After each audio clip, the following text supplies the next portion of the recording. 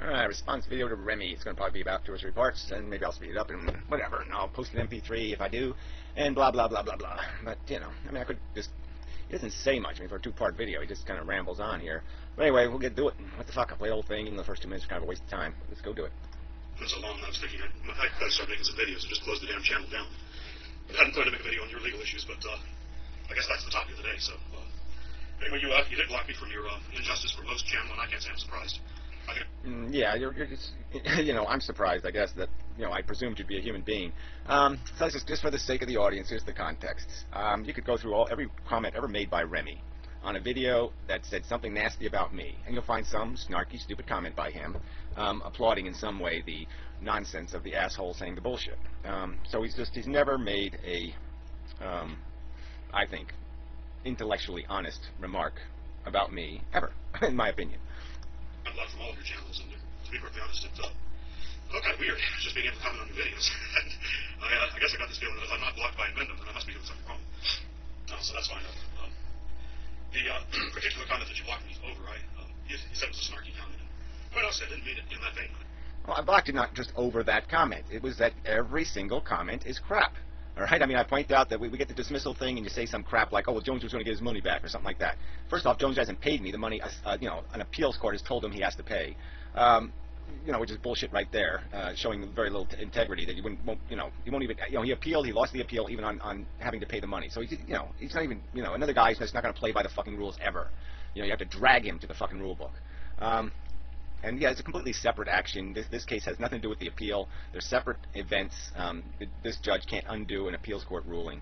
But anyway, you know, but it's every fucking single comment. And I've told you many, many times in Stickam that I'm sick of it. I'm just fucking sick of it. I'm not gonna have a civil conversation with some weasel who's always, you know, shows up for every time there's an opportunity to throw mud in Wyndham's way, you show up. And so fuck you.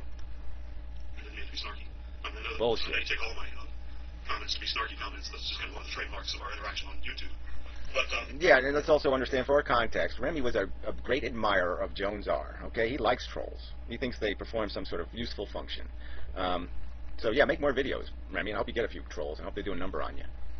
In that particular comment, I was trying to point out to you the stated reason why the judge dismissed your claim, because you've been making all these videos, talking about, I mean, all kinds of shit, but not talking about the actual reason. Yeah, bullshit. I haven't been talking shit. I've been talking fact. And if you look at her fucking decision, it's shit. You don't dismiss a case by saying, he didn't make, he didn't do, there isn't this. No, you prove it. You demonstrate it with something. She can't just say there's no stated facts when there's stated facts. It's just like when she said, or verified, or endorsed the statement that I recorded Judge Smith, when that never happened, but she still said it. She still endorsed the statement as if it was a truth. When she said, I mean, come on, you've read all this shit. She says right in her fucking argument that I explicitly, directly violated a law. And the law directly, quite obviously, says in the courthouse. Now, can you reconcile those two concepts? A direct violation of a law that narrows its scope to in the courthouse explicitly? There's no way you can undo that. All you can find in that is deliberate, willful effort to you know, describe a circumstance inaccurately. Preposterous exaggeration is the best you can. I would say lie, but I mean it's preposterous exaggeration. There's nothing else around it. There's no other conclusion, Remy. And this whole video of yours is just bullshit. It's just because you think Joneser is some innocent party. And let's remember, Joneser isn't the fucking first name on that lawsuit, is it, asshole? No, the first name on that lawsuit is eternally undenying shit, okay? And that asshole committed perjury. And this judge endorsed that perjury. So just get that fucking fact right, too. Fucking weasel. Your case was dismissed, and I knew that you were going to be filing a motion for reconsideration. So I thought I would just do you a favor, you know, showing you essentially why the judge did what she did. Yeah, it's just bullshit. We know what she did. She found a loophole. She found a fucking technicality that she's going to try to wrap something around. And no intellectually honest person is going to be able to say what she did was right. And you're going to step into your own fucking trap here, because later on, the second part, you're going to Freudian slip all over the goddamn place. And you're going to say the word probable instead of the word plausible, because you're playing the same game, Remy. You're just trying to find something you can hang this on and say, see, it's in Wyndham's fault. Okay? I mean, you're just transparently obvious what the fucking little weasel game you're playing. And I resent the fucking hell out of it. And I was under no illusion that you would be pleased with me for doing that. You said, I can't remember the word exactly, but implied that I'm somehow two-faced about this. And come on, Gary. Yeah, that's exactly what you are, Remy. Come on, Remy. If I wrote in my papers what Joneser has written in his, if I made the accusations and the statements that he's fucking made, the irresponsible statements, you'd be all over my ass. Oh, Gary, that's why they're dismissing your case. That's why there's blah, blah, blah, blah, blah. Right? But see, he gets a complete pass. No problem. The judge isn't even supposed to pay attention to the obvious implications of what he has done.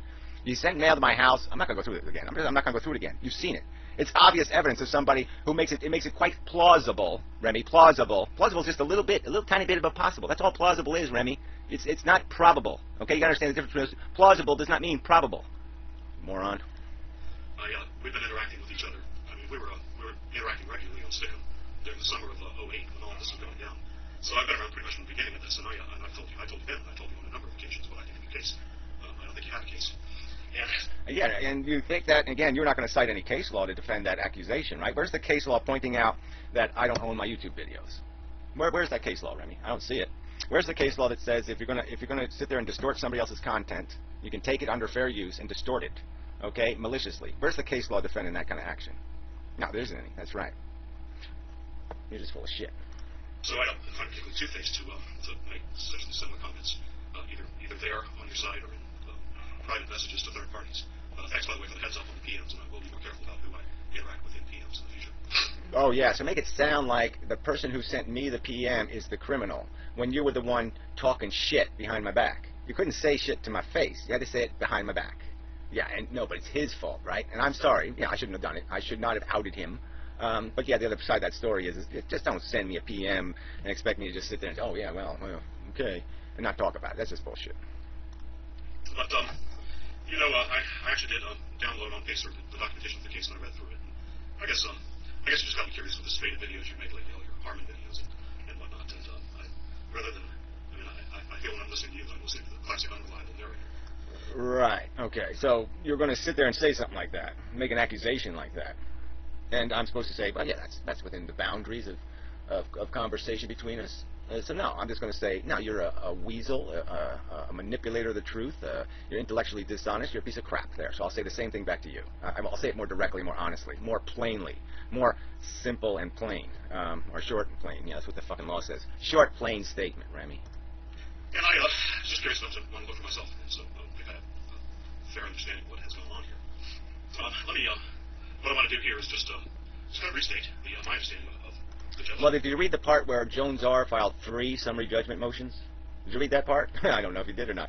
Totally unpermitted. I don't have any obligation to respond to 3 summary judgment motions. You make 1 good motion, you make no motions at all, period.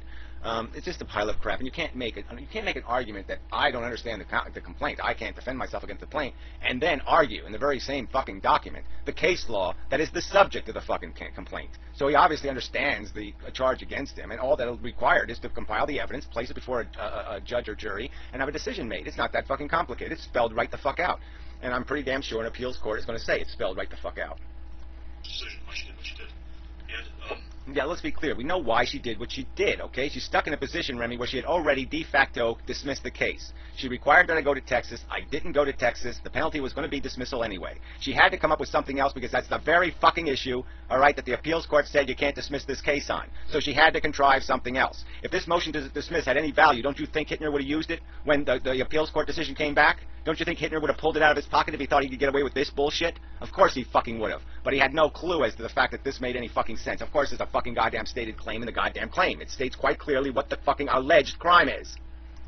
As you know, the judge in dismissing your claim, what she actually did was to grant a motion that Jones R. had made way back in the beginning of this, back in '08.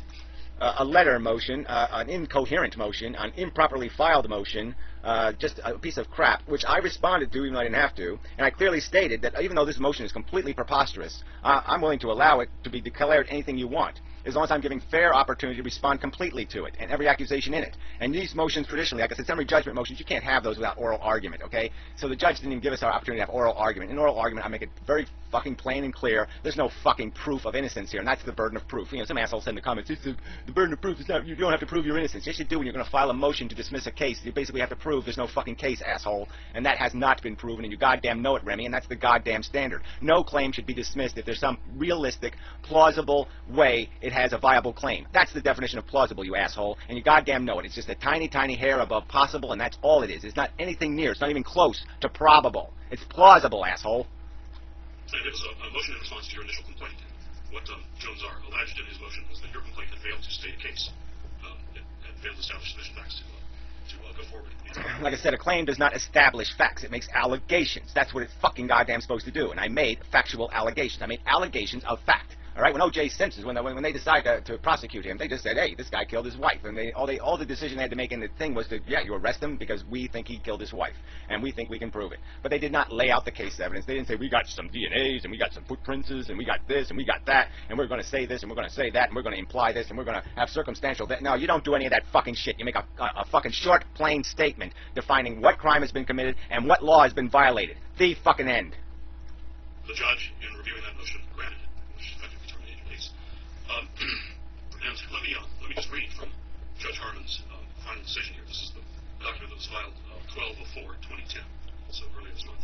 And what she does after she sort of lays out the history of the case, and then she lays out the case law upon which she's going to base her ruling on this motion. I believe it was filed on the 14th, but whatever. And she gets around to her decision. And what she says is that plaintiff in Minden alleges violations of the Copyright Act of 1976 as amended, the digital